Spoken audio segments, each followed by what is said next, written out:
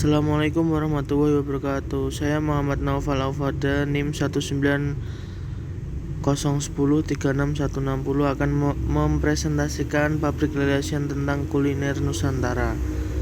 Ada beberapa kuliner Nusantara yang saya akan sajikan seperti lumpia Semarang, pempek Palembang, serabi Solo, makanan rendang, dan sosis Solo. Berikut ini salah satu kampanye yang saya sajikan berupa kuliner Nusantara. Yang pertama ada lumpia Semarang serta bahan-bahan lumpia ataupun juga cara pembuatan lumpia. Yang kedua ada pempek Palembang, seperti lumpia tersebut ada bahan-bahan pempek dan cara pembuatan pempek tersebut. Yang ketiga ada rendang, ia juga meliputi bahan-bahan serta cara pembuatannya. Ada serabi Solo dan cara pembuatannya, sosis Solo dan cara pembuatan sosis Solo. Adapun juga perencanaan public relation yang pertama adalah analisis situasi. Ya, untuk analisis situasi yang pertama ada kekuatan, yaitu makanan Nusantara sudah pasti dikenal banyak orang. Jadi untuk mempunyai kekuatan tersendiri ketika makanan tersebut sudah dikenal banyak orang, dan sekaligus tentunya banyak peminatnya, karena kan juga memiliki daya tarik tersendiri apabila itu makanan khas. Yang kedua ada kelemahan.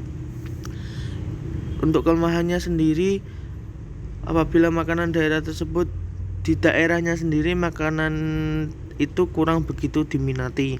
Yang ketiga ada peluang, yaitu merupakan salah satu usaha yang cukup menjanjikan ketika usaha makanan khas daerah, karena barang atau makanan yang dijual sudah mempunyai nama atau sudah terkenal, jadi untuk pemasarannya lebih mudah.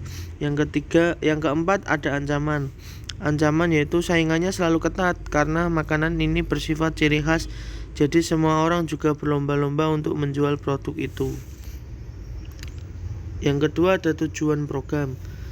Yang pertama adalah untuk memperkenalkan lagi beberapa makanan khas dari Indonesia kepada masyarakat Indonesia dan sekitarnya. Yang kedua, memperluas jaringan penjualan UMKM agar tidak berputar di daerah lokal saja. Ya, harapannya sasarannya lebih ke internasional maupun ke lainnya.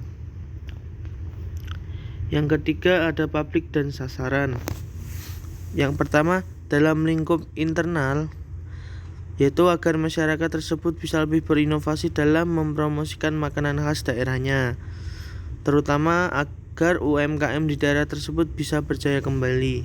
Yang kedua dalam lingkup eksternal, yaitu agar bisa melakukan kegiatan ekspor ke luar negeri dan juga memperluas jaringan perdagangan. Adapun yang keempat yaitu sasaran. Sasaran ini ditujukan kepada masyarakat dalam negeri, baik dari kalangan menengah ke atas, untuk membantu UMKM yang berfokus pada makanan daerah, dan khususnya masyarakat luar negeri agar lebih tahu makanan khas di daerah Indonesia guna meningkatkan nilai penjualan. Strategi aksi. Yang pertama ada melakukan inovasi, yakni dengan menambahkan beberapa isian, beberapa varian rasa, namun tidak mengurangi inti bahan-bahan pembuatan, serta juga memperindah kemasan. Yang kedua adalah melakukan kampanye tentang kuliner Nusantara.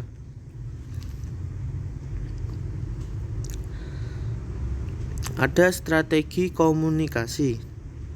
Yang pertama, mengirim postingan yang berkaitan tentang perkenalan makanan Nusantara di berbagai daerahnya, dengan tujuan agar mengangkat nama makanan tersebut dan juga mengangkat nama UMKM yang menjual makanan tersebut sehingga nilai penjualannya meningkat.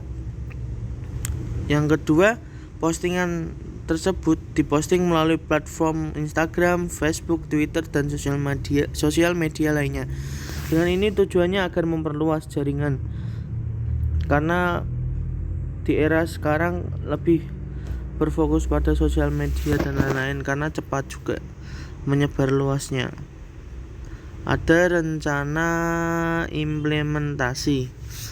Rencana implementasi ini yang bertanggung jawab dalam mengimplementasikan tindakan tersebut yaitu masyarakat daerah tentunya, karena mengampanyekan makanan khas sendiri juga merupakan tanggung jawab dari masyarakat daerah tersebut dan tentunya masyarakat Indonesia agar lebih cinta terhadap makanan-makanan Indonesia. Dan juga apabila di suatu seperti UMKM dan suatu usaha itu yang bertanggung jawab bagian pemasaran, karena bagian pemasaran lah yang mesti mempromosikan produk-produk atau makanan-makanan tersebut. Yang selanjutnya, rencana evaluasi.